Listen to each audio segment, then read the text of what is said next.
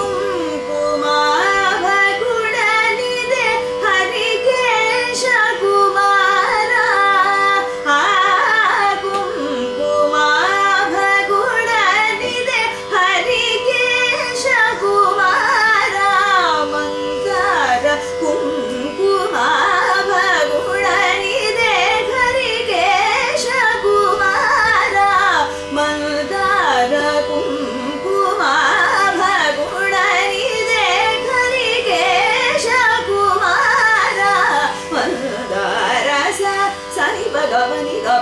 ni pa ga ri sa ri ga sa ri sa ga ri sa ri pa ga ri ga ni pa ga va sa ri ga va ni sa ri ga ri ni pa ga va sa ni pa ga ri ga ni pa ga ri sa ri pa ga va ni pa ga pa sa ni pa ni ga ri ni ri gam Ganapate Namo Namah Shankari Tanaya Namo Namah Gam Ganapate Namo Namah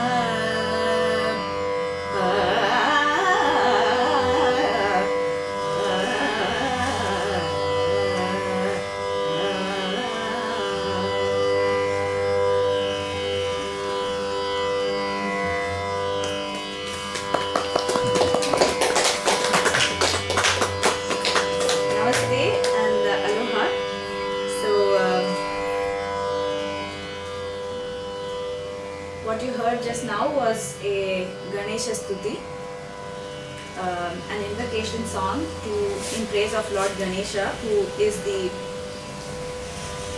one we first remember at the beginning of anything, because he is believed to remove all kinds of obstacles.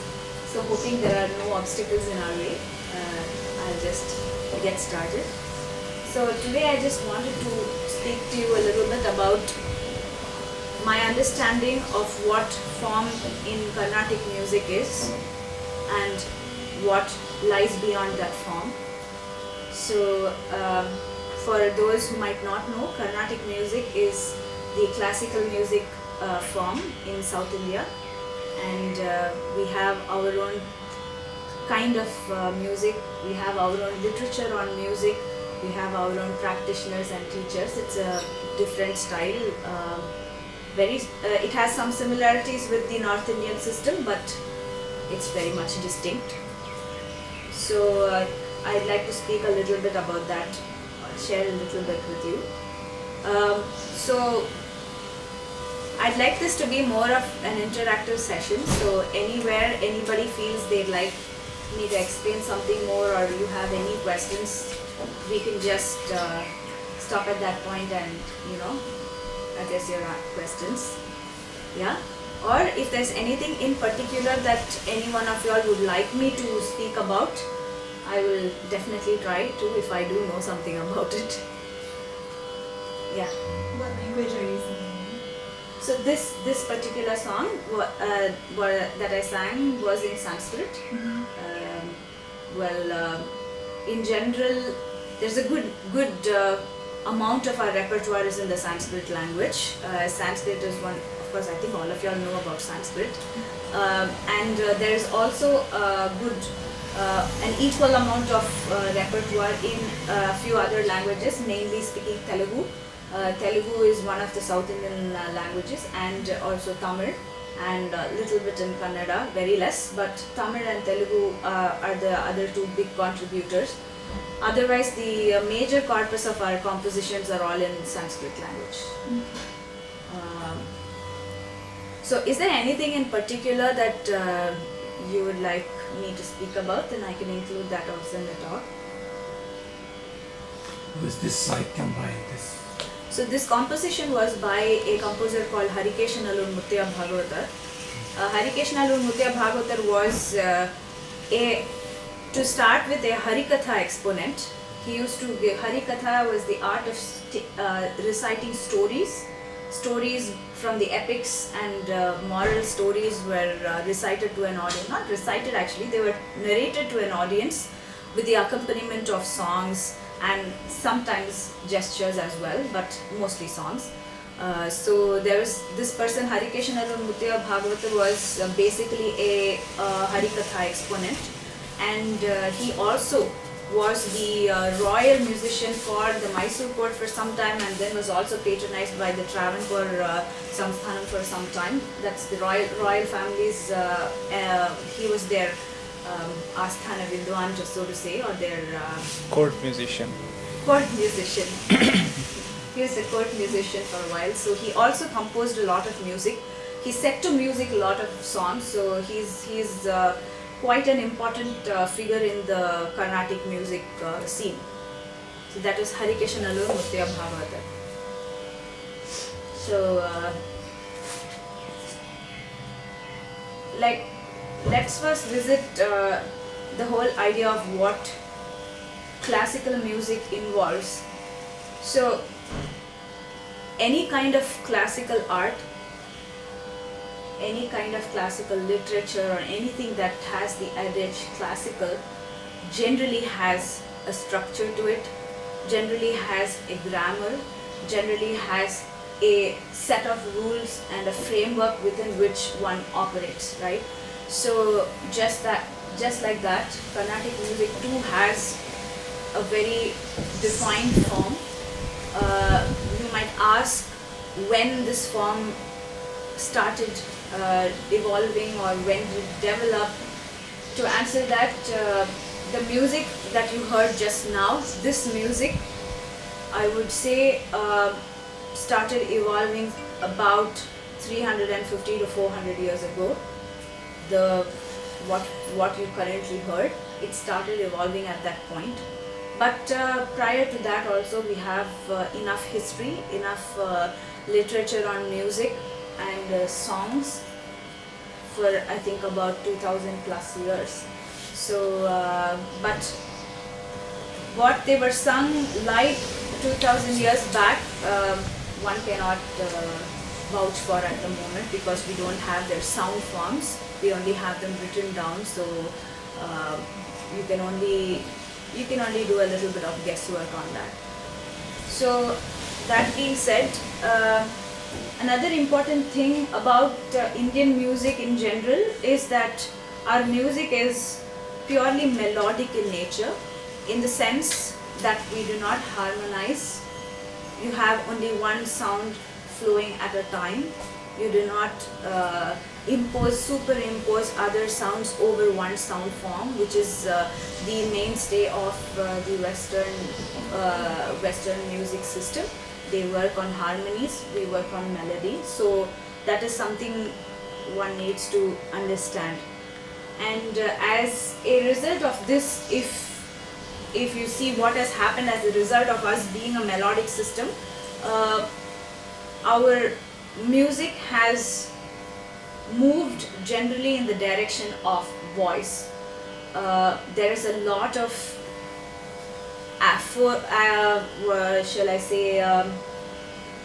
importance given to vocal singing, at least present day music. It was a little different some time back, but present day music has completely moved towards the vocal system, and even people who do play instruments, they try playing like the vocal singers. So any of you who are familiar with other systems of music, there are different compositions for instrument, there are different compositions for voice, there are different compositions for each, right? As keeping in mind what that instrument can do, compositions are made. Whereas in Carnatic music, as we see it today, compositions are made for the voice. All instruments follow the voice.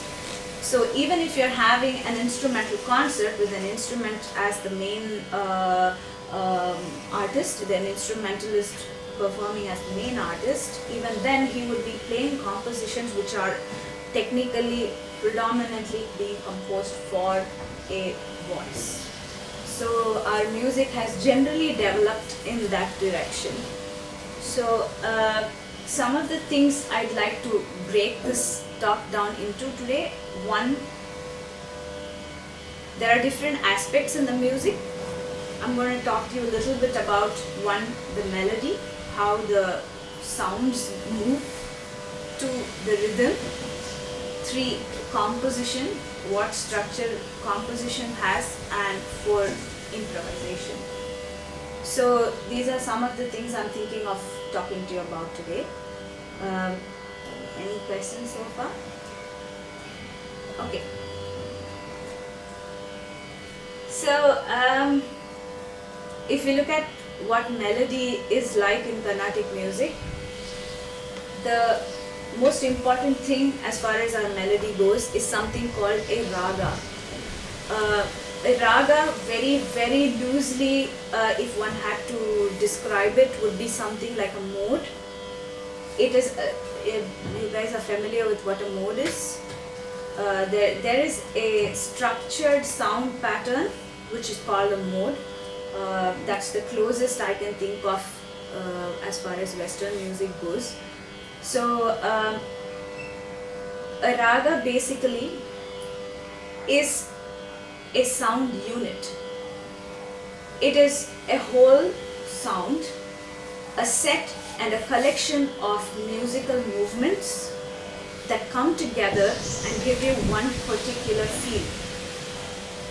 I'm not talking about emotion, that's like a different subject, but it gives you a certain feel to the sound, a group of ups and downs that give you one certain feel of sound.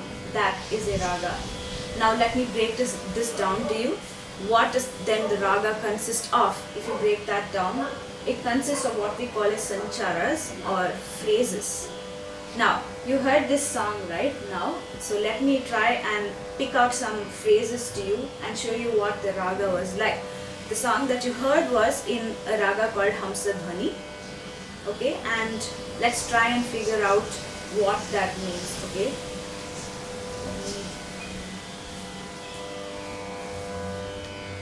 So if you look at the beginning of the song, it goes Gam Gadapate Namo Namah Shankari Tanaya Na Na Na Na Na. This is, can you see like the sound is moving up and it moves down? So these sancharas, these phrases, a bunch of them put together is what makes the raga, right? Now what makes the sancharas? So if you break that down at the next level, you get the notes.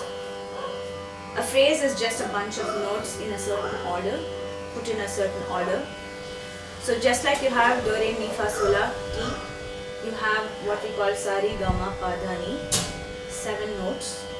And these 7 notes in different permutations and combinations, in different orders, in different lengths, with different kinds of embellishments make the phrases, and the phrases make the raga, right?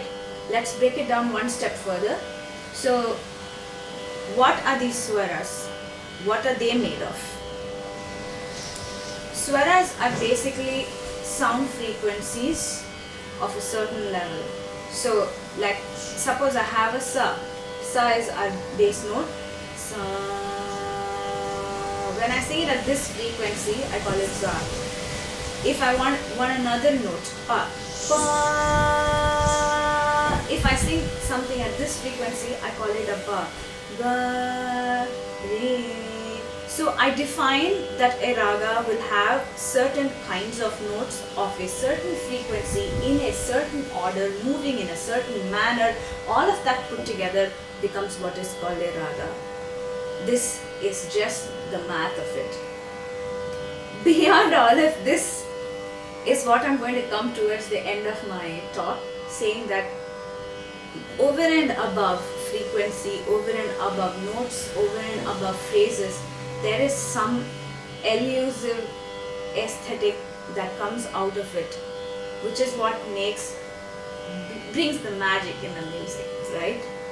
So this is a little bit about what I wanted to share with you. Anybody has any questions? So let me give you like a small demonstration maybe on this. Now I'm going to, yeah. I think it will help everybody to know that you have just chosen, and because of your voice, to call a certain frequency the sa. Somebody else's sa could be different. Yes. So it is not a matter of using like in Western thing, like C and D are fixed. Absolutely. Right? Whereas these are actually matters of Relations. Yes. Relations of pitches. Yes, in Indian music we have what is called a fixed tonic. We fix our tonic. Okay, so all notes are relative to this tonic. You can that's what is here. This is my tonic. So my tonic notes, so all my notes, all my singing is going to be in relation to this. Like Professor Chakrathi said, like in the Western system you have absolute frequencies, like a C will be exactly this frequency and a D will be exactly this frequency. But in Indian music it's not that way. You can select anything as your tonic and all frequencies will be related to that. Now if I want a pa, it's an exact fifth. It's 3 by 2 of the frequency of the sa. It's all relative. And if I want the fourth, it will be 5/4 of the frequency. So nothing is exact. Everything is related. Yeah? Is it a consequence of having voice as the primary channel? No. No? So there was a time when this kind of tonal modal shifting was there, but that was very early on, the times of the Natya Shastra. And in Tamil Nadu, that's one state in South India, they had a separate system of music of their own, much very distinct and apart from the other tradition that was available in the subcontinent. At that, even they had a modal shift of tonic. They didn't have a fixed tonic. So all their different ragas, which they called pan, their different ragas would be based on shifting the tonic. So they would derive other ragas based on shifting the tonic. Like you would exactly shift it to one particular point and you would get another set of notes altogether. So that's how they used to do it. But somebody at the door. But there did come a point when there came a fundamental change, and we fixed our tonic.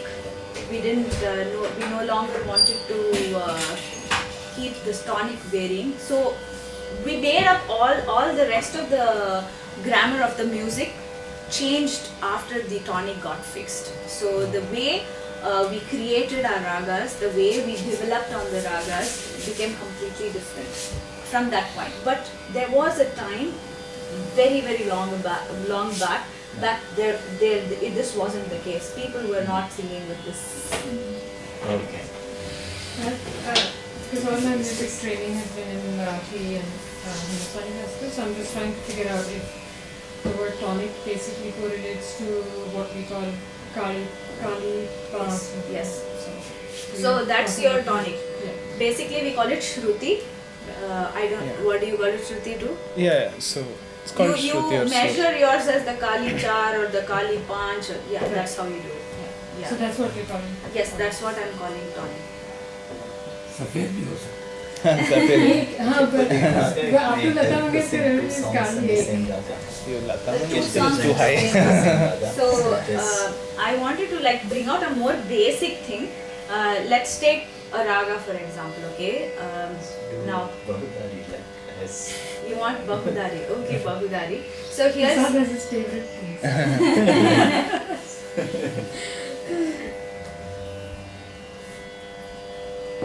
So later on I'll ask you questions about the things that you told me which I want to verify. I was listening to Prasad's lectures on Carnatic classical. okay, that's going to be fun. we are not talk. We've had some fights. Oh, they're very collegial fights. Always. So let's take up a raga. Okay, this is a raga. It's called Bahudari. Now let's go to step number 2. I'm going to give you the notes that are on the raga. Okay. Sa ga ma pa da ni sa sa ni pa ma ga sa. This is a raga. It's called Bahudari, right? So the notes it takes are ga ma pa da ni sa, right? So the thing about this raga is that it has 6 notes in the ascent and just 5 in the descent.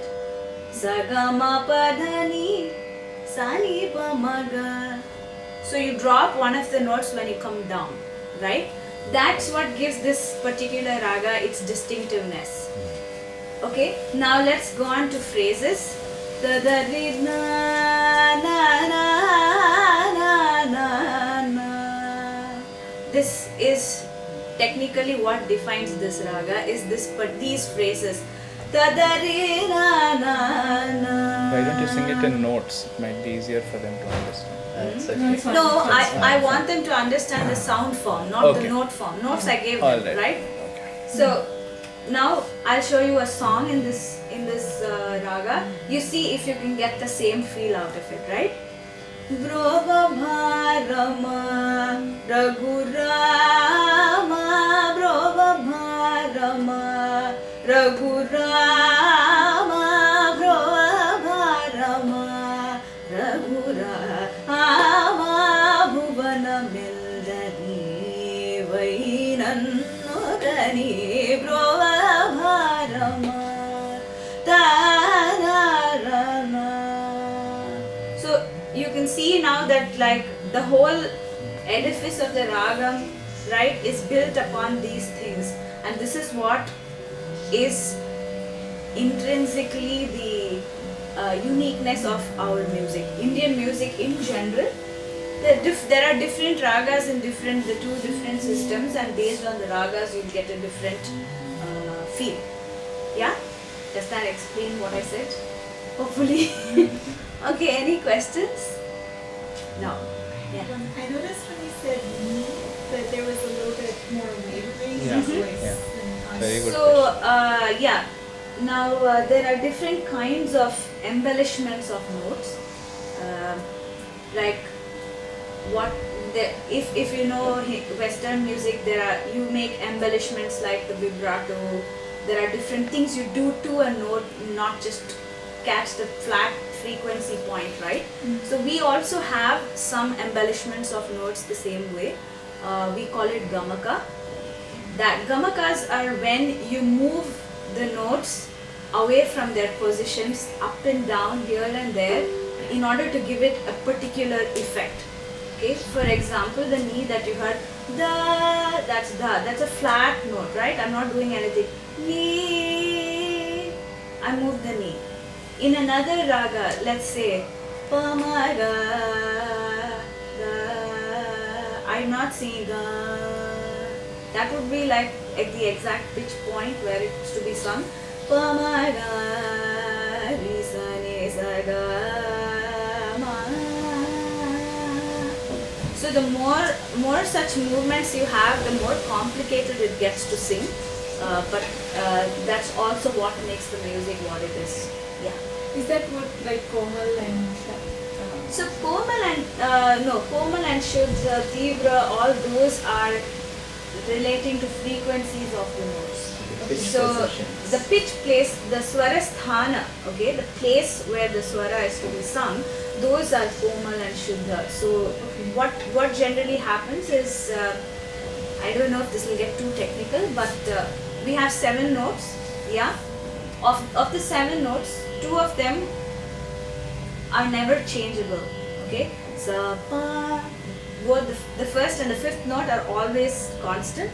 The other notes may have varieties in them, one with a lower frequency and one with a higher. For example, sari is one re, sari is another re, sada is one ga, saga is another ga, sama one ma, sama, sada one da, sada another, sani. You see now all re, ga, ma, dha, ni. These 5 notes have 2 varieties each. Those are Shuddha, Komal or Tivra. I was trying to understand the difference between with this. Right. There is a connection because each raga will take up notes of a particular variety, right? For example, the Bahudari raga that I just sang, Sagama Padani Sa, right?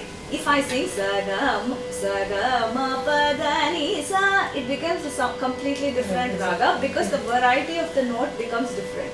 I'm singing the same Sagama Padani Sa, but if I change the variety of the note, it becomes a completely different. Doesn't it sound different? Yeah.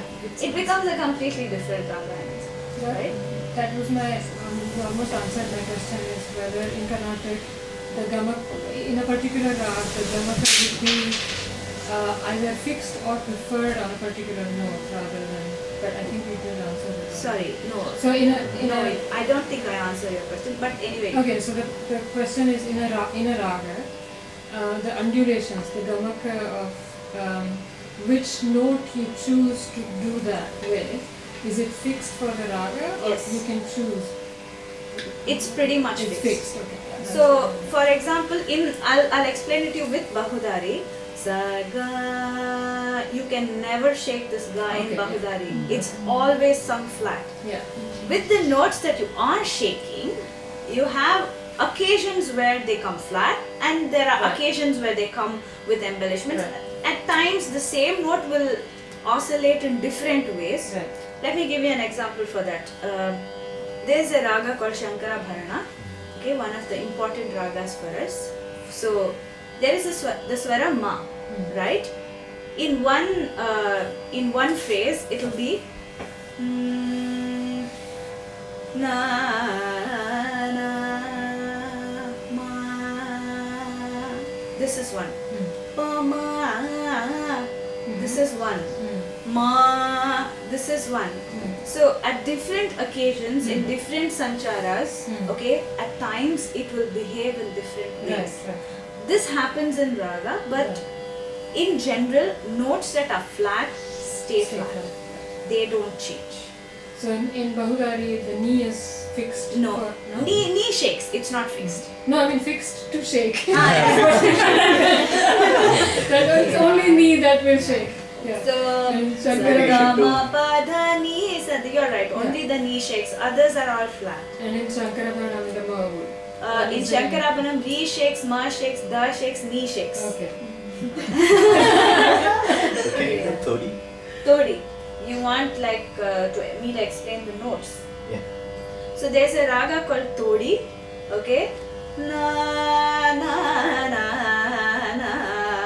Todi is one raga where pretty much all the notes shake. Sa re, re shook, da, ma, pa da, ni sa, sa ni la pa ma da re sa. Okay? Na na na na na na. So the raga's flavor comes out in the way you shake the notes.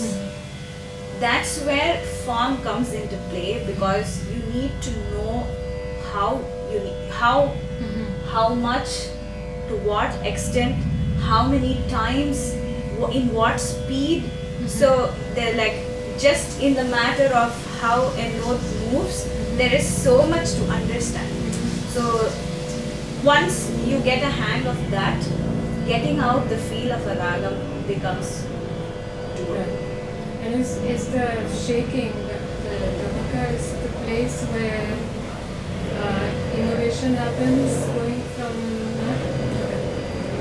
No, see, these are all taught. Okay? Right. You are taught that this is how this particular ragam needs to be done. This is how this phrase works. Right? So you will be taught these things. Right. Improvisation is something you need to do by yourself. Right. No, but in any classical traditions, there is an interesting balance between keeping the tradition and following certain rules, and then innovation that Absolutely. that evolves the tradition in really different directions. So I was wondering if gamaka would be a place where this No. innovation No. can happen. It's a nice class. You can tell me if this is so.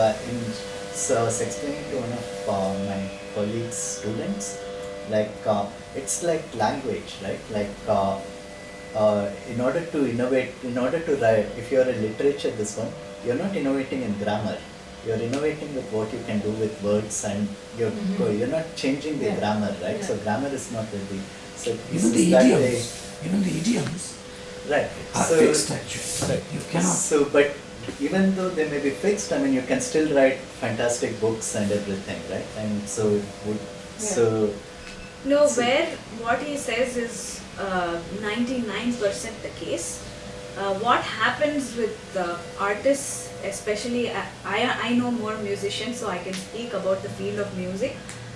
Once you tell them you must not do A, they do A. They just want to do it. They will bend over backwards, but they will do it. But that is, and one way the art also grows. You need to. Well, it's a fine it's a very thin line between pushing your boundaries and doing something really something that's not good. Okay, let's just say that. Yeah, but it's a very thin line, and oftentimes the result of what you have done comes out several years later. But what you say, let me give you an example on this as well. So there is a raga called Kalyani. Okay. So there is a note ni in this Kalyani. Yaman is Kalyani. Okay. This is how Kalyani was. This is how the ni has to be done. Okay. So one day, somebody or some people decided they didn't want to do the ni like this. They said Gama Padani. Okay? And today, only this remains.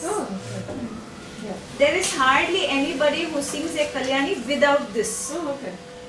Na, na, na. This is how they sing. This is what has become convention now. Okay, but there was a time there were some people like few generations back maybe who wouldn't sing this.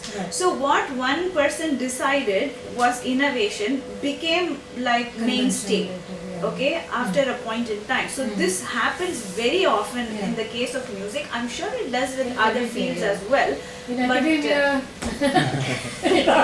many times, there have been people who have made a mistake, and that has become trend. Right. Like if you look at what went on behind the scenes, you're like, oh my God. But it gathers some kind of acceptance from audiences, and then that becomes the norm, and that becomes the done thing, right? So that also happens, but 99% of the times, no, it doesn't. I think one particular part of the actual performance, if you explain to us, that will answer this question of structure, taught, written music versus improvisation. And for a particular performance, the novelties, this is the concept which is actually peculiar to Carnatic music, which is this Kalpana Swaram. If you explain, on each performance, each one can actually, that's the place where you could see this one concept. And the other is, this is my second question, is that now we have the general idea that there can be a sampurna, a complete raga with all 7 notes. There can be a odava, something which is 5 or 7. But people like Narayana Krishna have tried to make with minimum, with 4. So if you, at the end of this, after this little bit, if you sing the Lavangi, I don't know that composition, I'm sorry. that's, but just the notes, very few. Which seems like it is impossible Yes. to have a full raga, but Yes. people say That again is something like what I was telling you. So we have a kind of a rule, that a raga should not have less than 5 notes. So here is this gentleman who said, who says so? I said, I'll make a raga in 4 notes. So he made a raga. I think later he made one with 3 as well. And he made a song. He actually conceptualized it, aesthetically. He was able to make a song, and that song is very widely accepted in the music field. So, sure, but unfortunately I do not know that composition. Sure. Let me just get to that in a little while, or you want me to do it right away? But before you go to the next point, so it's possible for someone to create a new raga now. I mean, so ragas are being added. They So, can be yeah. added. Now, see, basically what ragas, like the building blocks of the raga, I said are the notes, Right. and they are made in a particular order. So, to an extent, one can you make permutations and combinations of it, and there are several thousands of permutations and combinations that have been made. And every day people think up newer ones. But the problem is whether that has any aesthetic appeal is where the real test is, right? Many of them are not standing up to that this thing. So they kind of die a slow death, or they just die down after a while. But the ones that have some kind of aesthetic appeal, they stay. It's just purely how. It's not just about making. Okay, I have Sarigamapa in the Aroh and I have Sani Dapama in the Avaroh, and that's a raga. No, you have to make it sound appealing, right? That's the challenge. Just Fine. to pick permutations, I give it as a problem for my students. Okay. Just the total number of mathematically possible.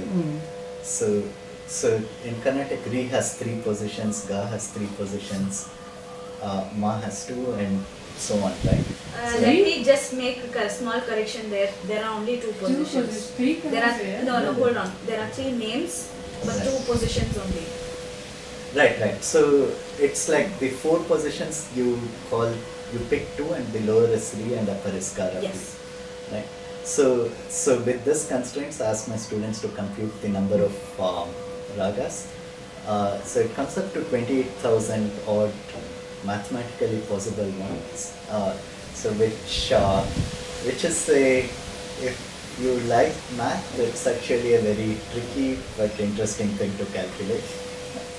But Among how many notes? so You were 12. not just counting the Re's and the G's. No, I'm like Yeah. like- All the Re's and Gas so put together will All be 12 notes. combinations. right.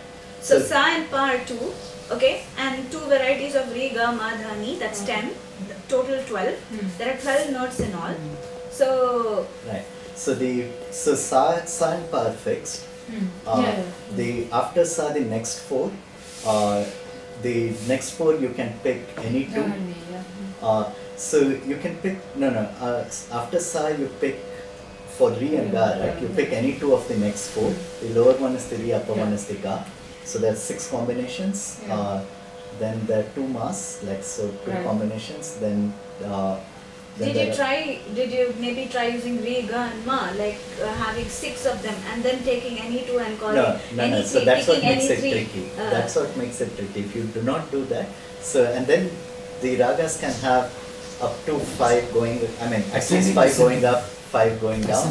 But if they have a different number going up and down, they need to form a subset of the same 7 note scale. So there are a lot of constraints, right?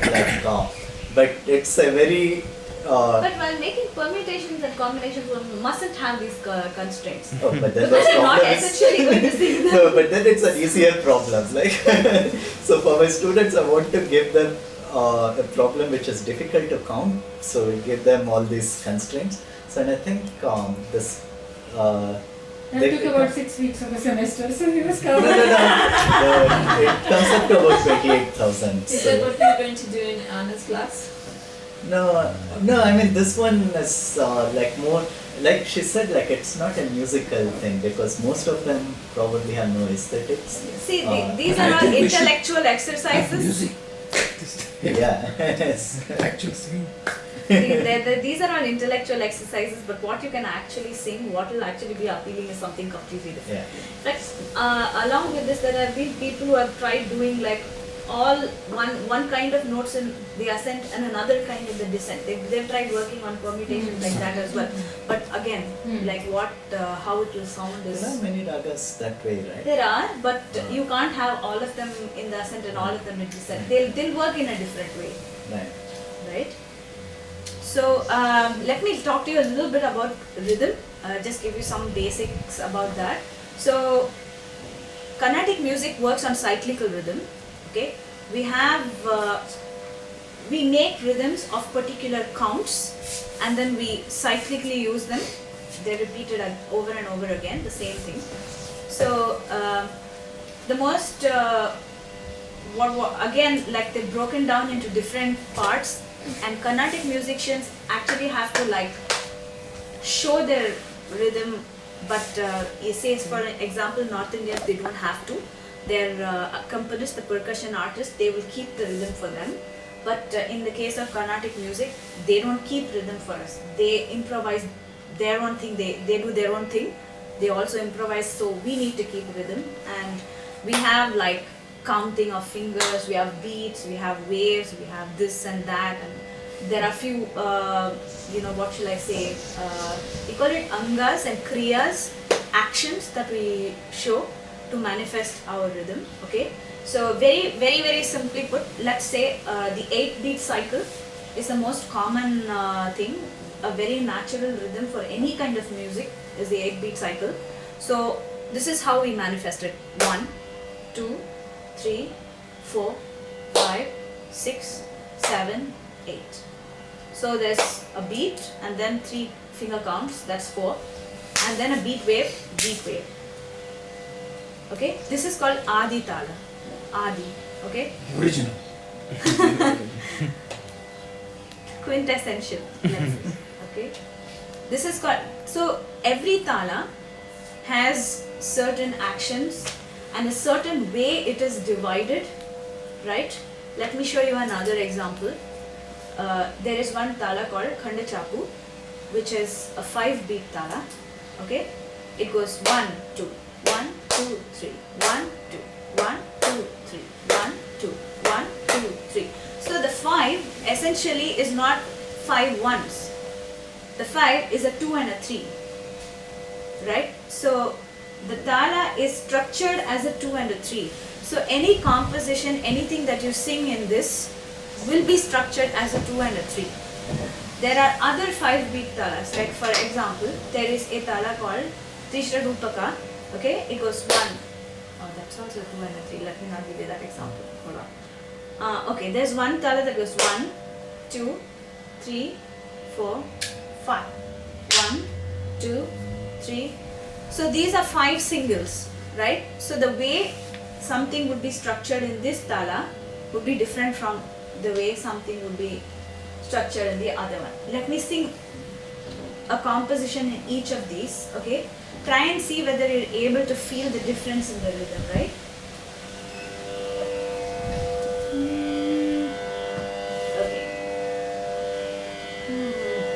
Parama Purusham Hridaya Bhavayatam Parama Purusham Hridaya 1, 2, 1, 2, 3 Parama Purusham Hridaya Bhavayatam Parama Purusham Hridaya Bhavayatam Parama Puru. This is how the song goes, okay? Let me show you another song. Shri Kamala Vike Shri Vepa Lalite Shri Pati Vinute Sita Site Shiva Sakite Shri Kamala. 1, 2, 3, 4 and 5, right? So you were able to feel the difference in the rhythm, right? So the whole structuring of the rhythm becomes different in different talas, though they might have the same count number, right? So there are multiple such talas, multiple combinations, permutations in this as well. Within a single talam, you have other options. Like there is something called a Gati Bheda. So within the 8 beats of the Adi Tala, which I told you about, you can bring in sub-rhythms. Okay? Now, 1, 2, 3, 1, 2, 3, 1, 2, 3. You just heard it now. Dum, Ganapate Namo Nama 1, 2, 3, 1, 2, 3, 1, 2, 3, right? Gam Ganapate Namo Nama Shankari Tanaya Namo Nama. So basically that was Adi Talam 2, but it had a sub rhythm of 3, right? So you can have these kinds of permutations as well. And there are lots of other examples, but that become a bit too technical. One second, let me see if I wanted to say What something raga is else. the Sri Kamala thing? Shri. Shri. Yeah, any questions on this? Yeah, like I started learning some of the vocal last year when I was back in India. So we were practicing like from the sargam. So when we do sa sa sa sa sa sa sa re re re re re. So is that the same kind of thing? The If you can show it to me, then I'll be able to tell you. Sorry, I don't know what you're talking about. Maybe like Sa gentle. sa sa sa sa re re re re re ga ga ga ga ga. So we were like going with that. So that's like rhythm 5. Like sa sa sa sa sa re re re ga ga ga mama. See, these are for exercises, right? Yeah. I don't think they're in any particular tala. Do you have exercises? No, I think these are just These are alankaras. These are just exercises for you to train your voice to move well and to Yeah. catch the notes well. I don't think they have any tala per se, but when you come to singing compositions, you will need tala. Okay. Yeah, I don't think this. Okay, that's just that. Yeah, it just has an underlying rhythm. That's about it. Okay. Any other questions? You do like not the, since you're talking rhythm, not the tala, but like the, I always like that tanam. The tala Sure. part is a rhythm, but there's no tala. I'm coming to that Okay. subsequently. That's Yeah. the formless. So. That's the best part of any I mean, that's what I Yeah. look for in most concerts. Like, I Right. really like that tana. Tana.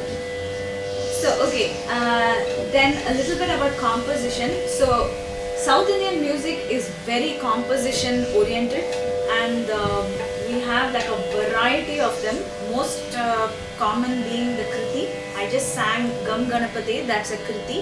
Basically, kriti has 3 parts: Pallavi, Anupallavi, and a charana. The Pallavi is like a refrain. After the other sections are sung, you come back to the refrain. Okay. And mostly our compositions are devotional in nature, and they're in, I said already, Sanskrit language or sometimes in Telugu and Tamil. But of course there are lots of other technical details. I think we'll leave it at this for now. So the other thing I wanted to talk to you about was about improvisation.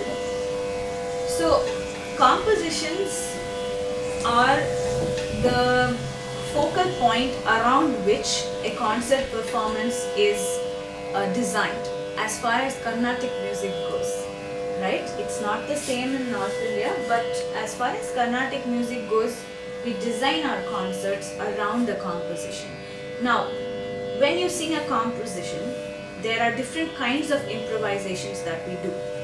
One is called an alapana, that is freestyle singing of the raga, right? I just sang a little bit of it. Tadana na na na tadano na na na na tadana na na. So this is how an alapana would go. So basically you're freely flowing through the raga, you have the notes, you have in your mind what it sounds like, and you're free to do any kind of exploration of it that you feel like, right? So basically the phrases are structured, and since you're not saying, you're not using any meaningful lyrics there, we just use some syllables, tadari, like you heard just now. Tadari na na na na na na na. These these are some ways we move around the phrases. Yeah, this is Raga Alapana. It's the place where you have maximum scope to explore in the way you like. If you like exploration which is very note based, which is very permutation combination based, you're free to do that. Let me show you how. Suppose, okay, same Todi Raga, na na, okay, suppose this is a phrase, na na na na na na.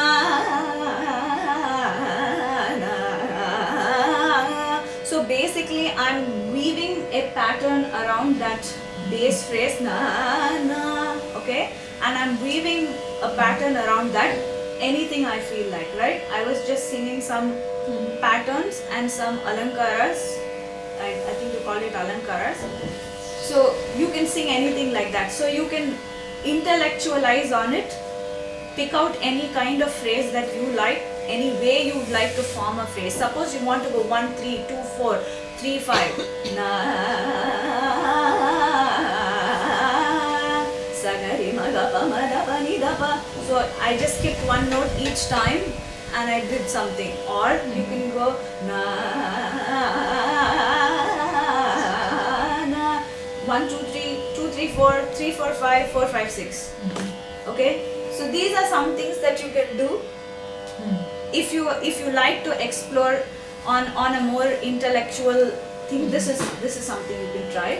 If you have like you want to do something more aesthetic in the sense, try to explore the ragam from its own melodic angle, then probably this is how you would do it.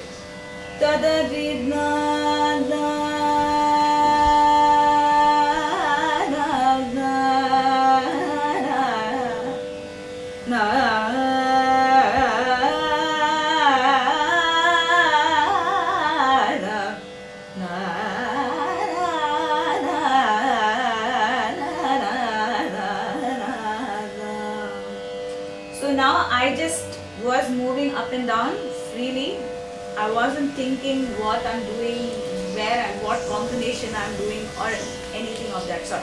So the Raga Alapana in that sense gives you the freedom to do, improvise as you would like to do at that moment. In general, everybody likes to do a good mix of everything. So you have each one has its own flavor, right? So you like to do a good mix, but if at that on one particular day I'm feeling particularly like doing one particular thing, then fine, you can go ahead and do that. So this is a Raga Alapana, and another type is what Professor Chakravarti was saying. It's called the Kalpana Swara. Now we are allowed to improvise just using the notes.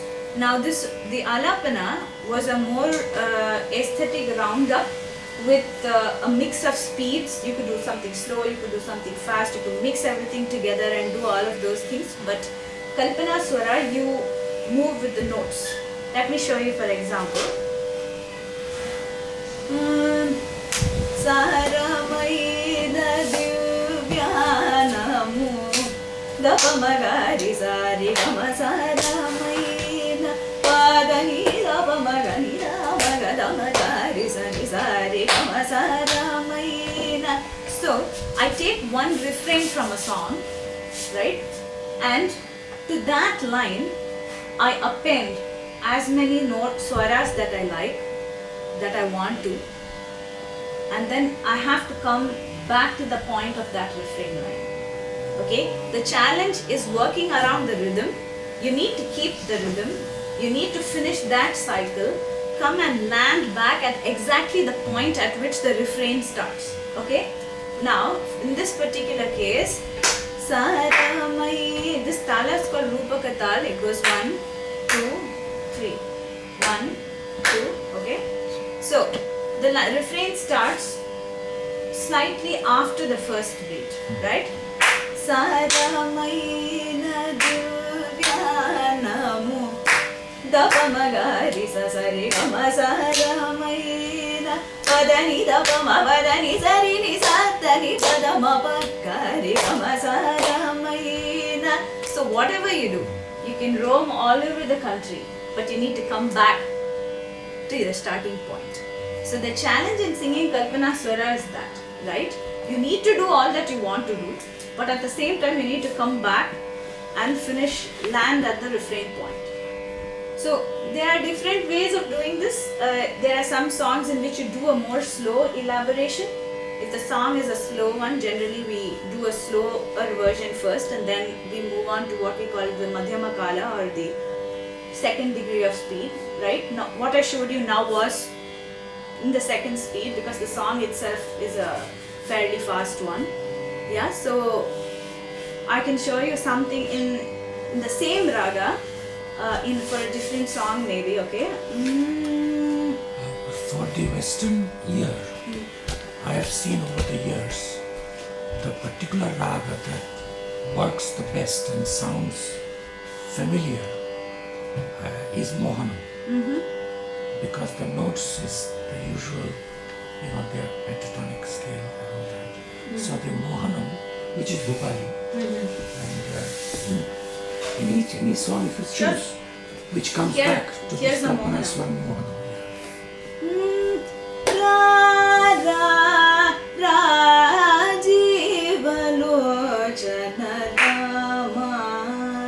Okay, 8 beat cycle. 8.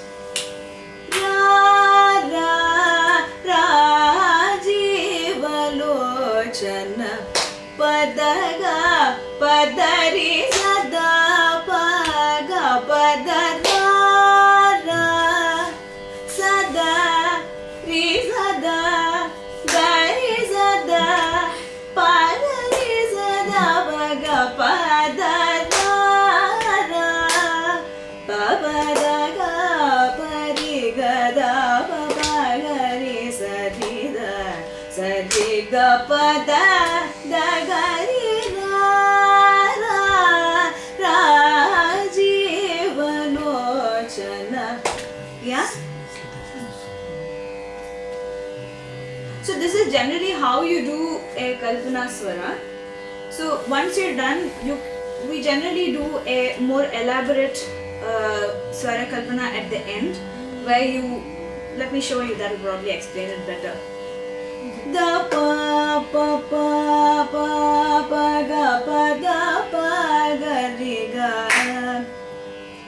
da pa da ga da pa da ga pa ri ga da pa ga ri pa ga ri sa ri ga pa ga ri sa ri da ga ri ga ri sa ri pa ga pa da pa ga ri ga da pa da ga pa ri ga sa ri ga pa ri ga pa da sa pa da ri sa da pa da sa pa da ga pa da sa da ga ri sa da ri sa da pa da sa da pa da ri sa da pa da ga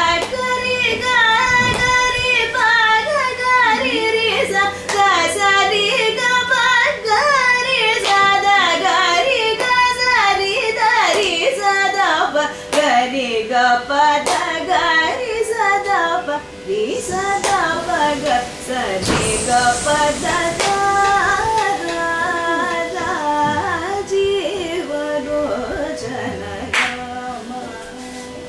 This is what you probably would hear. Yeah.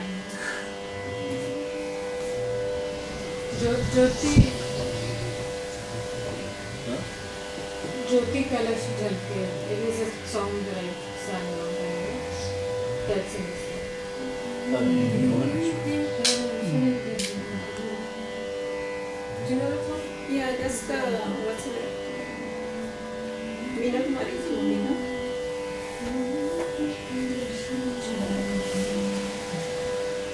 Chalke. Yeah, Chalke. So this is how you would sing Kalpana Swara. Like you pointed out, Prof. Chakravarti, like this aspect is not being employed as much in the Hindustani style.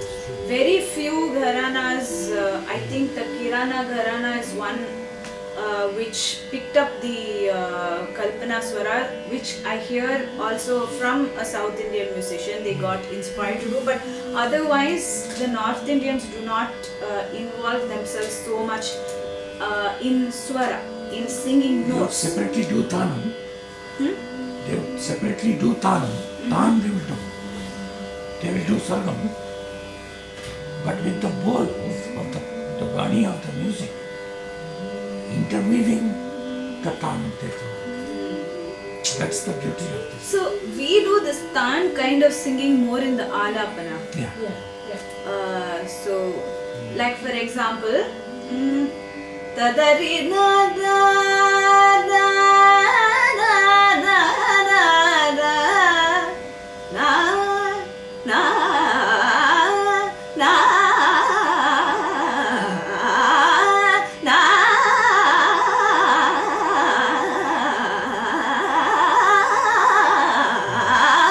We do this kind of thing more in the Alapana than in any other part. But we do it without tal. It sounded like awesome combination of North and South Indian. Actually, Sargam singing is a very recent phenomenon in Hindustani classical It came music. from It came from Ustad Abdul Karim Khan Sahib of the Yes. Kirana Gharana, and he was influenced. by Veena Dhanammal. He loved her Kalpana Swarams and he brought it into He it. brought Even some today, ragas also. Yes, of course. Mirambari and all. yes, Which are not hard. yes. Even today, many musicians that I know, they don't sing Sargam in concerts. They consider it only a practice technique, not a performance technique. But today, to give North Indian its credit, Yeah. there is this other test. You see, Sargam with the different sounds of the consonants is easier. In No, North sure. Indian, harder thing is the ah. No, sure. No, taking nothing away from that. Whatever you are singing in Sargam, Correct. you have to actually be able to do it in ah. Akar. Yes. Distinguishing it. Yes. And that's the test. No, absolutely. I'm just saying stylistically. Actually, I would differ with you lightly on this because it's easier to sing very fast things in an ah rather than to, because enunciating the ma and the pa, it'll drag you down. You can't do risa da paga risa da sa riga pa da sa. Saying it itself will become that much of a challenge, isn't it? So doing it at ah is that much like easier, but getting a good ah is a big challenge. And distinguishing, Agreed. distinguishing without sounding really horrible like the dogs downstairs. Distinguishing the, in fast sound, the different pitches of the two R's. Okay, and not. It's easier with the consonant that way. Right. I know that Ustads spend like their lifetime trying to perfect their akar, It's a pursuit of a lifetime to get that perfect ah. So yeah, I understand how difficult it is, but there is also this side. Yes. Okay, so this is about little bit about Kalpana Swara. So yeah, you have something to ask? Oh no, I'm just taking it all in. Okay. Yeah. So another, and in my opinion, probably the most difficult part of improvisation in Carnatic music is called Niraval. So Niraval loosely is like the bol alap, right? Where you have to take a line of the song. The line of the song structurally remains the same. There is rhythm, okay? There is the refrain. There is the structure in which it falls inside the cycles of tala. And then you improvise. So let me show you what it sounds like, okay? So I was singing what Sara Maina, okay? You want some other ragam maybe? Sure? Abheri. Abheri. There's no good niraval in Abheri. Swarams, yes, no good niraval. No good niraval line. Maya Malavakol. Maya Malavakol is good, okay.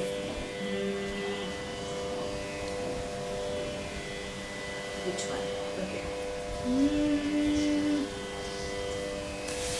Okay, this is the refrain line, okay? हमारा Bhairav Bhairav.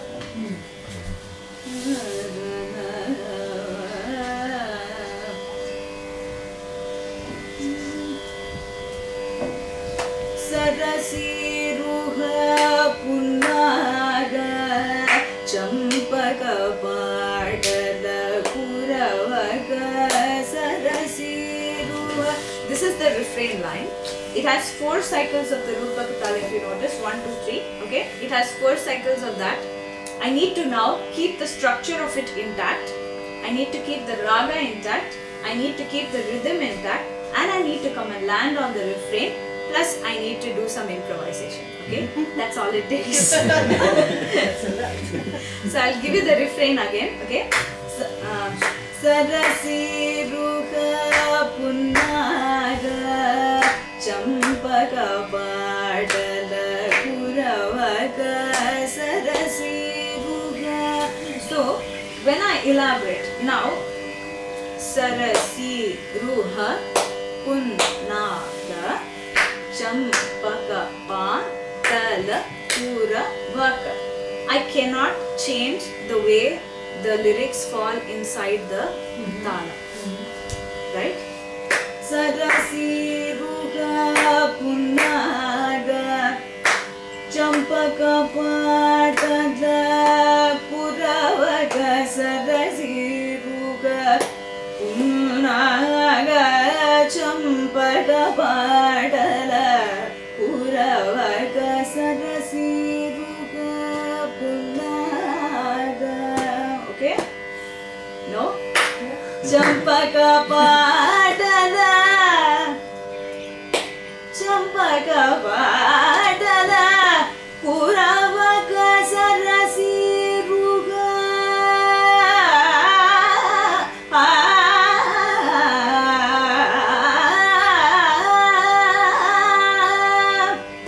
Champaka padala kuravaka sarasi ruha punaga champaka padala kuravaka sarasi ruha punaga champaka padala kuravaka sarasi ruha punaga.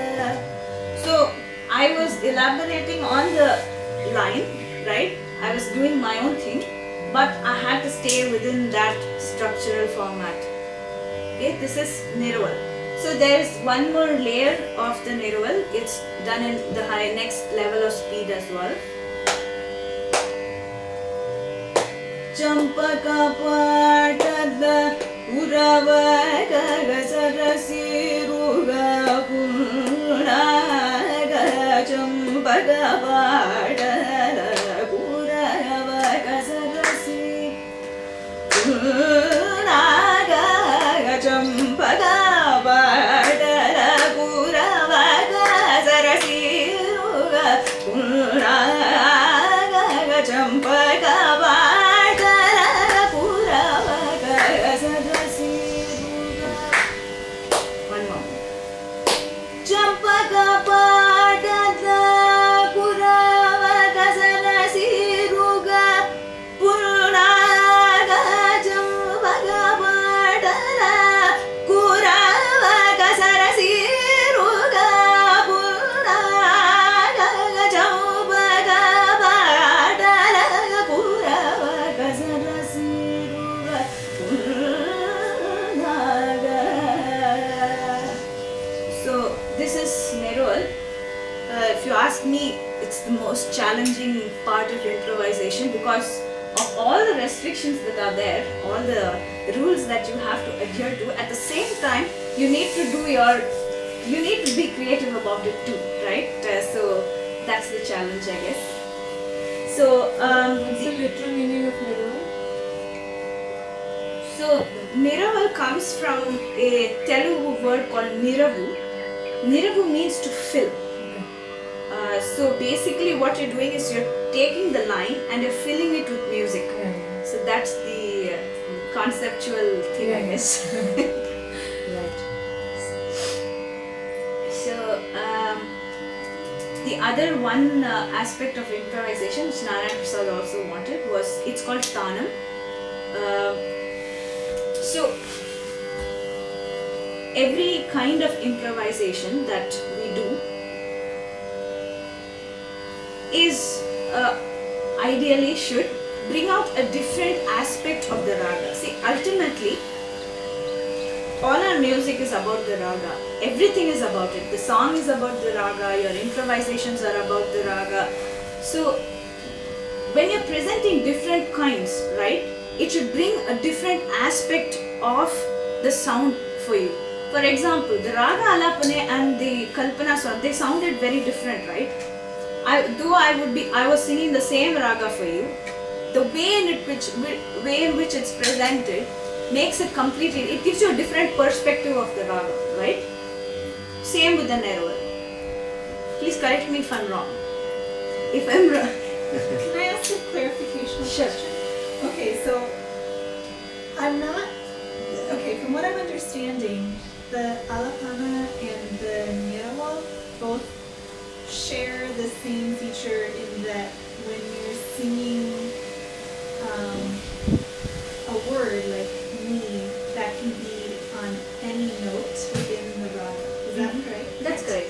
Whereas with the Kalpana Swara, you have to sing the note that's assigned to that word within the raga? No, even in Kalpana Swara, you're free to sing whatever you want.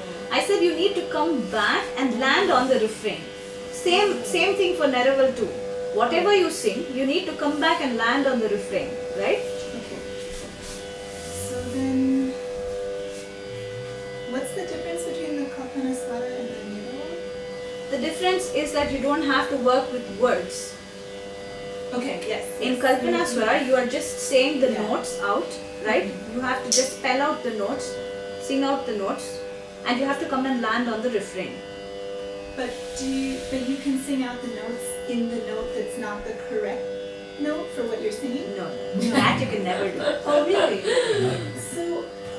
So even with the Alapana, it sounded like you were moving your voice so much just within the same syllable that you were repeating. Okay, maybe I'm not understanding your question right. So, do you understand? Yes, yes. Maybe you can No, make no, very it's just a simple. confusion. The names of the notes are fixed. Yeah. If you are uttering, so you can't, in Indian music, you can't say do, re, mi, but dance with the do with the entire, no, you can't do that. But when you are doing it with the tal, with the alapana, those are not the names of the notes at all. Okay. Those are arbitrary words, very little. Uh-huh. Re, re, re, na. These are not notes. Okay. These are not the names. This is just arbitrary. Okay. She thought that it's Okay. So the tadarina is not corresponding to Yeah, the any tadarina doesn't correspond to notes. Yeah. They are just meaningless syllables that we say I see. in order to express this particular phrase, that's all. Okay. no, in a song that she is singing, Yeah. a particular lyric, there may be the term nefarious. And there you have to say ni, but that's not the name of the note. There you can say, you can do the ni anyway. Okay. That's not the name of the song. It just accidentally Okay. sounds like, Gotcha. if you are singing a song, if there is the word do, and you say do, Yeah. that just happens to be do. Okay. But those are, in the Kalpana Swarams, you are actually naming. Okay. That's exactly what I was asking. Thank you. So it's the da da da, it's like saying la la la. Yeah. It's like saying la la la. Yeah. It's just a consonant that you need to start you off on that note. Okay. So the Alapana is like la la la. Yeah. Like, And then Neraval is actual lyrics. that Yes, you say? Neraval is with actual lyrics. Okay, that helps a lot. Thank you. And the Kalpana Swaram is just the names of the notes. Okay. But then coming back to the lyric. Okay, great. So the la la la or whatever syllable is used for the alapane, usually they use syllables which are easy for the voice to produce in the range. So each syllable, our voice mechanism is aligned in a different way. So that's why in North India they usually use na, ta na na na na. Okay. And in South India they use similarly tadari na, but again the focus is on a lot of the na syllables. Okay. So let's move on. So I was telling you that each kind of improvisation brings out a different flavor in the raga, right? So here is one more. It's called Tanam. So Tanam just means improvisation in the higher speed. Madhyama Kala. Madhyama Kala, Tanam is also called Madhyama Kala. So what are we going to do here? We have to make rhythmical patterns in the higher degree of speed and at the same time bring out the flavor of the raga. This is what we are setting out to do. Okay, let me show you how it's done. So, and you sing it just like Alapana does with Tadari. This is sung with A, Nam, Tom. Okay, they don't mean anything, but this A, Nam, Tom believed to have come from the word Ananta. I don't know how far it's true, but many things come as part of what is the lore. So we just go along with it. But A, Nom, Tom or Dum. Many South Indians say Dum. Okay, so these are the syllables we use, but then they don't stand for anything. So idea is to make rhythmic patterns out of the raga. Listen to how it sounds. Mohana? Amritavarshini. Okay. So Amritavarshini goes like this. Sa ga ma pa ni sa sa ni pa ma ga sa. Right? Now what you do is you take a focal point, okay, and try to make different rhythmic structures out of it. Okay?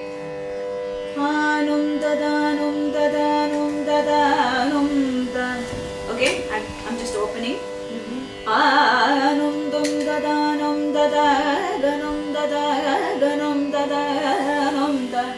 Yeah?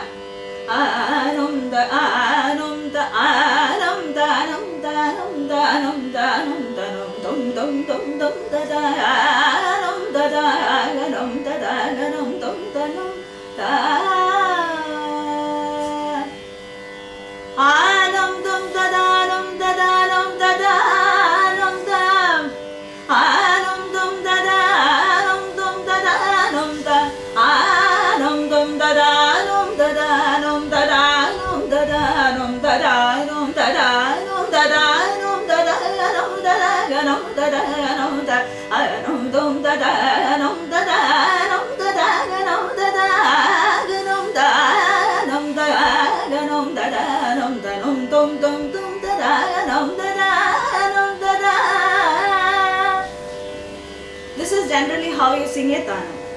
So the accent is on making rhythmical patterns. The accent is not on a slow elaboration. For a slow elaboration, you would do an alapane. For a elaboration in a faster speed and on a rhythmic basis, you would do what is called a tanam. So usually these tanams are sung with what is called in a set that's called a ragam, tanam and a pallavi. So what that involves is you sing an elaborate alapana, a slow elaboration of the ragam. Then you do this faster tanam, and then you just have one line. There's no composition. There's just one line. You can compose it. Anybody can compose it. You fix any talam you want. Depending on your virtuosity, you can pick very difficult ones. You can do any kind of mathematical calculations and intellectualization that you would like to do. You are free to do. That's the pallavi is an open ground for all of that. So that is ragam tanam pallavi. You generally hear the tanam sung mostly in a ragam tanam pallavi. Yeah. So this is a little bit about improvisation. Ultimately, what out of all of this needs to come is the raga swarupa, or that form of the raga which only your ears can perceive. That is what we are attempting to get out of all these exercises. And the greatness of any artist, I think, is to sublimate this to a different level where it transcends what form you have, transcends the grammar, transcends what rules you have learnt, all the do's and the don'ts. You move above all of that, and then you are able to present an aesthetic sound. You are able to present a sound that is reaching the person who listens to it. That is, at the end of everything, that is what we are attempting to do. And I hope we are doing something out of it. Anyway, so this is what I wanted to talk to you about today. Any other question? Yeah, thanks a lot. Sure. Any questions? I'll do a short Ragam Pallavi. Okay, but that'll take a bit of time. She has a question. Huh. Have you been singing in the same tonic the whole time? Yeah. Do you ever switch, or do you use the same one for your vocal range? So, When you were young, you were singing higher tonic in this, right? well, see, as you grow, your voice changes, and you are free to change your tonic whenever you like. But if your question is through a performance, do you change your tonic, right? The answer would be no. But there are some compositions that involve a very limited range of notes. Those ragas, we move the tonic to the fourth and sing it. The same song. I'll show it to you one second.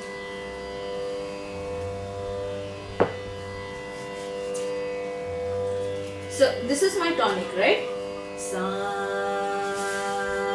For now, this has been my tonic. Now I'm going to change into the fourth.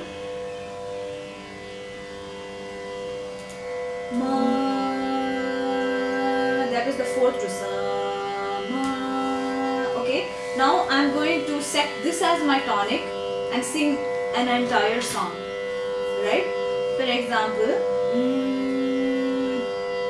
Nagumo Mugalavani Namano Haruni Jagamedu Shuruni Janaki Varuni Nagumo Mugalavani.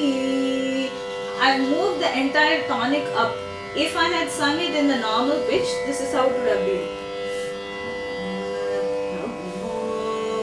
Galavani namano aruni jagame gushuruni janaki varuni nagumu.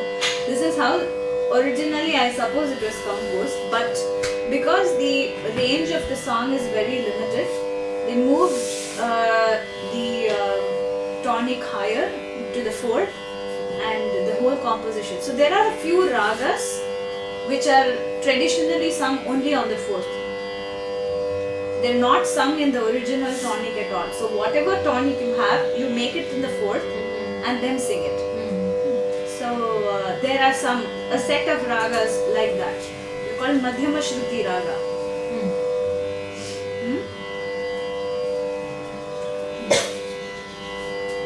Any other questions?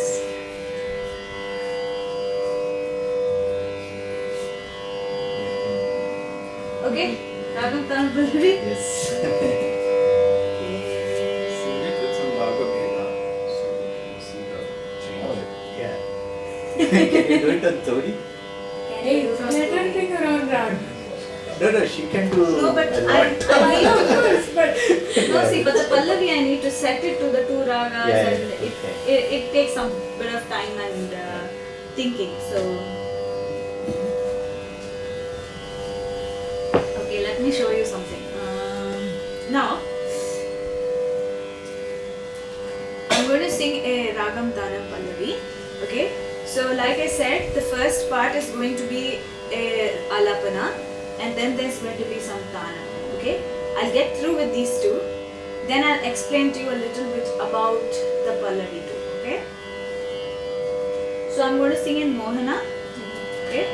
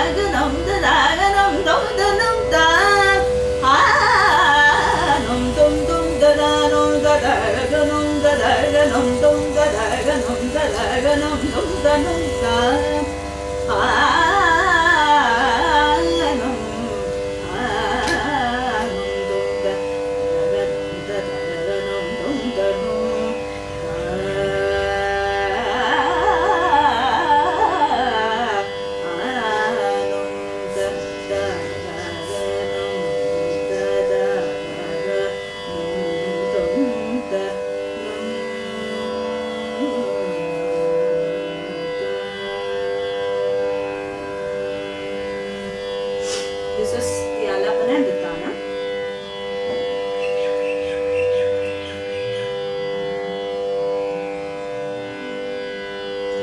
So here's the Pallavi, okay?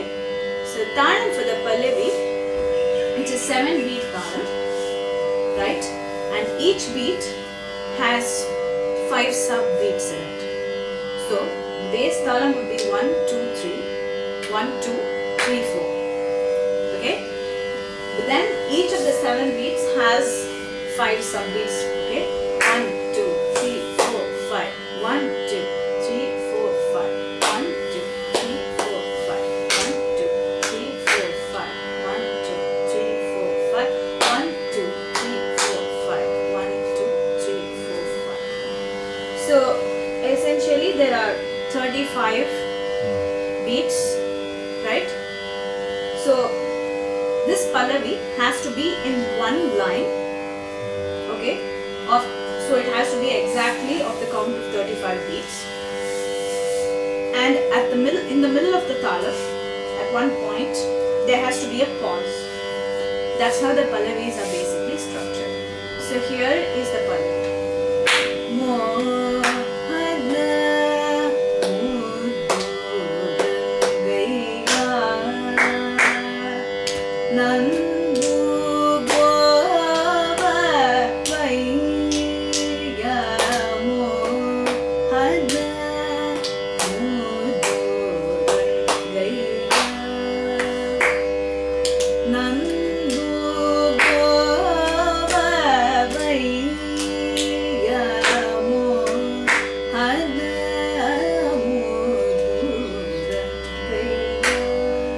Okay, so how it's further structured is this. So you can see that the first part Mohana Muddu Rangaya, till then after that there's a gap, right? Then there's a Nannu Globavaya, okay? So the Mohana Muddu Rangaya are split as 2 sevens. Okay, 2 sevens make 14, right? But you have 5 threes are 15 beats in the till this point. Okay, 3 beats and 5 each, that's 15. So you start after a gap of 1 beat, and you have 2 sevens, right? Mohana Muddu Rangaya. Till this, you have 14. Okay, 6 gap. That's just a gap. After that, Nandu Brovavaya Mo. So the Nandu Brovavaya is split into 4, 5, and 6. Okay, Nandu is 4. Nu U. That's 4. Bro O O Ba A. That's 5. Y E E E Ya A. That's 6. And then Mohana is 7. So look at how it's structured, you know, the 3, 4 and 5 come and land with the 7. Okay? 3, 4, 5, 6 and 7. No, the 6 came Oh, 6 before came that. 6 came before that. So it's 4, 5, 6 and then 7. Sorry, not 3, 4, 5. 4, 5, 6 and then 4, 5, 6. sorry. And then it goes into a 7. Now I'll sing it again. Try to figure it out with the, okay? Mohana Muddu Rangaya Nandu Brovavaya Mohana Muddu Rangaya Nandu Brovavaya Mohana. So this is the bass line. On this bass line, now we'll do the Neraval and the Kalpana Swaram. I'll just sing a little bit for you. Mohana. Ha. In the Pallavi, just like the point of landing onto the refrain is immovable, you have to do it all the time. The point of gap is also immovable. You have to land on that point every single time that you do a round of Neraval. Okay? Mohana Muddu Rangaya Nandu Brovavaya Mohana Muddu Rangaya Nandu Brovavaya Mohana Muddu Rangaya Nandu Brovavaya Mohana Muddu Rangaya Nandu Brovavaya Mohana Muddu Rangaya. Okay? So all that, you have to keep the rhythm, you have to keep the ragam, you have to keep the line, the structure, the, you know, where each letter falls and all of that in mind. That's what makes the Pallavi a difficult thing to sing.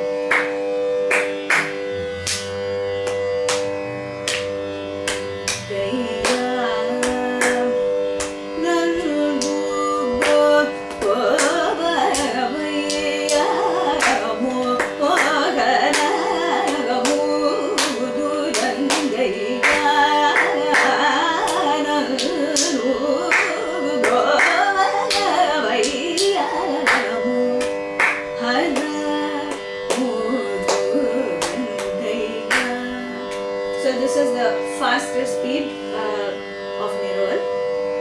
After the Neraval comes a part that you don't usually see in any other compositions. It's called the Trikalam.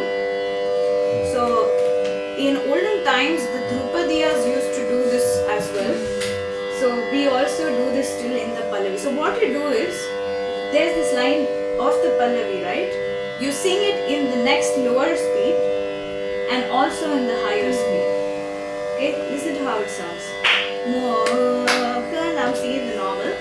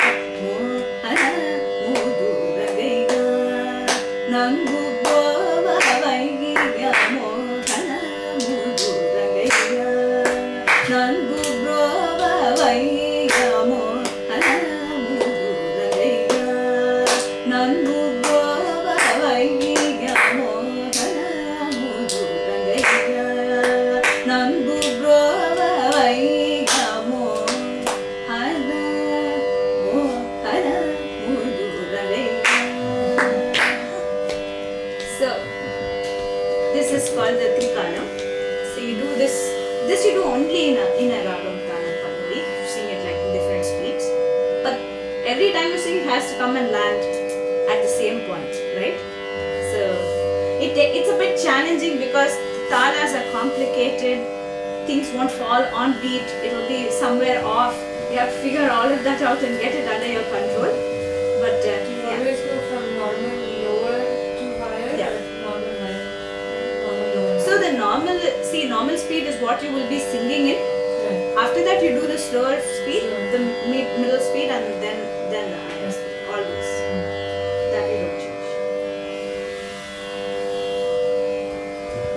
So once the Trikala is done, then you sing Kalpana Swaram for this as well. That Mohana Mudurangaiya Gapada Sa Sa Ri Sa Da Pa Da Pa Ri Ri Mudurangaiya Gapada Sa Sa Ri Sa Da Pa Da Pa Ga Ri Mohana Mudurangaiya Gari Pa Ga Da Pa Sa Da Ri Sa Ga Ri Ga Ri Sa Da Sa Ri Ga Sa Sa Ga Pa Da Sa Pa Pa Ga Sa Ri Ga Sa Sa Ga Ri Ri Sa Sa Da Da Pa Pa Ga Ga Ri Mohana Mudurangaiya. So, what other things we usually do? We enter into this whole mathematical calculations thing. It always sounds nice with the Kalpana Swarams. So, what we do is you have to do something called a Muktai, Tihai. You have to render a certain combination 3 times. It can range from something very simple to something extremely difficult. Now, for example, if I want to do 3 sevens for this in this beat, okay, 3 sevens B21, right? I have 1 on the beat, so I need to account for 20. That I'll need 4 actual beats. That will be 20, right? So the last, second last, third last, fourth last. So I begin here. I will have 21, right? I'll show you. This is the beginning of the column, okay? Here, 1, 2, 3, 4, 5, 6, 7. 1, 2, 3, 4, 5, 6, 7. 1, 2, 3, 4, 5, 6, 7. Mohana. Right? So got the calculation. Now let's sing. You got the calculation.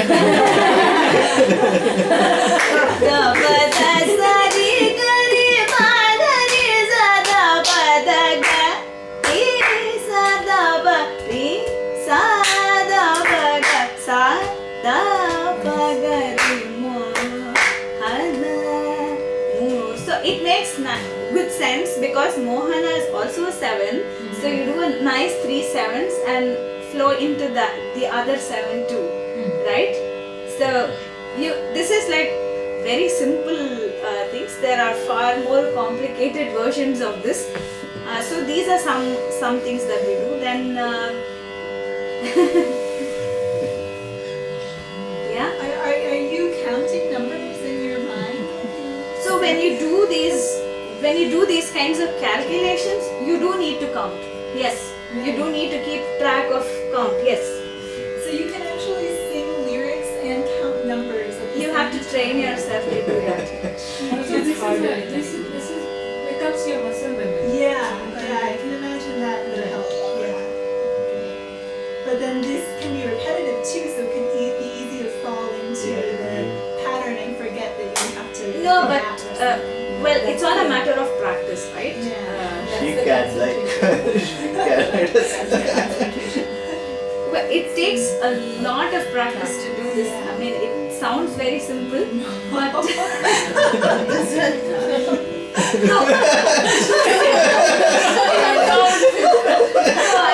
I guess I'm making it a little complicated, but when you hear it, when you just hear it, it sounds fairly simple and very pleasant and and all that. How many years of practice goes into it? Yeah. So these are some of the things that you could do. Well, we have like far more complex versions. Let me give you another example maybe of right. Now we could do something. We could make every note 1.5 times. Okay?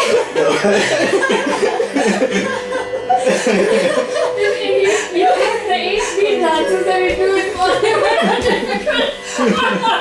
So, no, I mean, it just sounds common. Just think about it. So the 35 will become... No. The talam stays the same. Suppose I want to do 3 5s, okay? Let me make it 6, that will make it easier. Yeah. Suppose I want to do 3 6s. Okay? Every note I want to render 1.5 times. Okay? That will be 3 in the higher speed. So then I would have every 6 would become a 9. Right? So when instead of calculating as 18, I calculate for 27. Okay? Yeah. Again, 1 beat on the top gone. I need 26 more. Yeah. So how many do I push? You need 26 more. Yeah. Yeah, 27. So one is Right. gone. One is Right, gone to in start the at the- starting. right. That's the offset Okay. point. So you need 26 more in this. So you have 35 in the talam, Right. right? So subtract 26 from 35. 9. So you have to push 9. 1, 2, You're 3, Prasad's 4. soulmate, by the way. Huh? You're Prasad's soulmate. Counting Sometimes is... it's like 26. Here goes. 1, 2, 3, 4, 5, 6, 7, 8, 9. 1, 2, 3, 4, 5, 6. 1, 2, 3, 4, 5, 6. 1, 2, 3, 4, 5, 6. Mohana.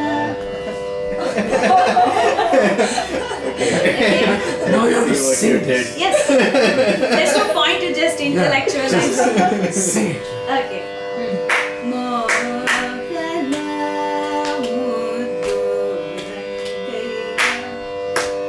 Pada bagari pada sa sa dari sa da baga pada sa di dari sa ga di sa da pa di sa da pa ga sa da da pa ga di mo.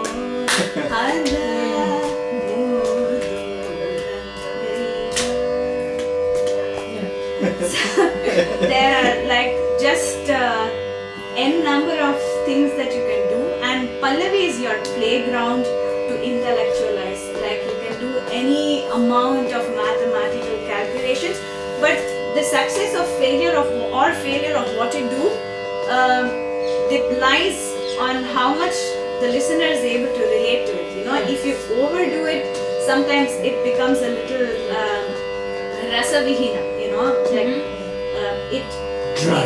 it becomes like it becomes dry intellectualism. But if you're able to present it in an aesthetic way, you have succeeded. Anything else? Yeah. Can you mix up the counts within a phrase? Or do you have to kind of count it out in advance? Like you say you're going to do 27 and then be consistent with that throughout that. So if you're doing something random, then it will be just a normal Kalpana Swaram, because everything in that is random, right? If you want to finish up with some mathematical pattern, then it has to be pre-thought out. Okay, if you've practiced enough, then you know what is. You can make math on the fly. You can do that too. But in most cases, you prepare mathematical calculations in advance. You know I'm going to do a 27. You know you're going to do a 35. You know you're going to do a 70. Then you kind of work on it in advance and go. Most people work on it in advance. It's like figure skating. You know, when you know that you will do it 3 spins and the count, you plan it. 3.5 spins and get there. You can't have an afterthought while you're spinning. So there have been times. See, suppose I set out to do the same thing. Like we did 3 6s 1.5 times. Suppose I set out to do that, and then instead of a 6, I mistakenly sang a 5. Right? Then what would I do? You pause. You Pada pada pada sa ga ri sa da pa ri sa ga da pa ga sa da ga pa. What you essentially do is you start with a 5, you make it a 5, 6 and a 7, in which case the math remains the same. Yeah. Okay? It'll become a 5, 6 and a 7 rendered in 1.5 speed. So these are things like generally you can do on the fly. Like you can, once you have the maths registered, you can play around with it, work with it and do all these kinds of things. So you have like, it's all there open for you to be creative. Okay, any questions? And what we can do now is like we have a little bit of food here, so we can. So if you want to talk to her for more in-depth questions. So there won't be songs. Oh, the Grahaveda. The Grahaveda. Grahaveda is a very interesting thing. Okay. So with Mohanam has a Grahaveda and everything. Mohanam right? has in everything. Yeah. Right. So, but that's also another lecture demonstration kind, right? Yeah, Can't just explain. actually. Yeah. I thought you'd sing some kritis. I can sing. Yeah. Do you have anything particular in mind? One of them with which I thought I would request at the end, Yeah. because both of us like that a lot, which is a very simple but beautiful Havayami Gopal Rama. Sure. But after that, nothing comes. Then I was thinking on my own, because I think that's very nice and emotional. This is Kapi, I think. Kapi or Kararapi or whatever. This is Jagadodhara. Yeah, that's Jagadodharana, I don't know that song. Okay. Sorry. But we can one do of another the Kapi, Gishi, right? which is also sung by that great baritone guy from Kerala. That is Sagara Shayana Vibhava. No. Our school doesn't sing these. Okay. Like they're like school songs. Particular As schools long as specialize. you sing last song. Okay. Yes. I will maybe Havayam sing Gopal. another one in Bhageshri. One that we Yeah, sing. that's good. Any Bhageshri. But then after food or whatever before food. Yeah. Or maybe we can. End with Jagat, this Bhavayam Gopal. Sure. Bhavayam. Yeah. Maybe we can take a break for a little bit, and so If once. she needs it. Yeah. Yeah. I don't need it. That's what I was thinking, because she does all these concerts and they last usually 3 hours. So yeah, but we can take a small break so you can talk to her, and maybe at the end of that, like, we finish up with this small. Yeah. Also, so this is actually I got this house very recently, and this is the first concert here. But if you want to write anything for Padma, you can just write it here, and I'll scan it and send it to you. So, and I'll keep a record of all the concerts. So. Thank you for blessing this house as Yes. Don't use such big words. I'm just having a good time. With music. Yeah. So I'll leave the book right here. So there's a. She's going to be the director of the Center for South Asian Studies. Yes. She will be using big words now.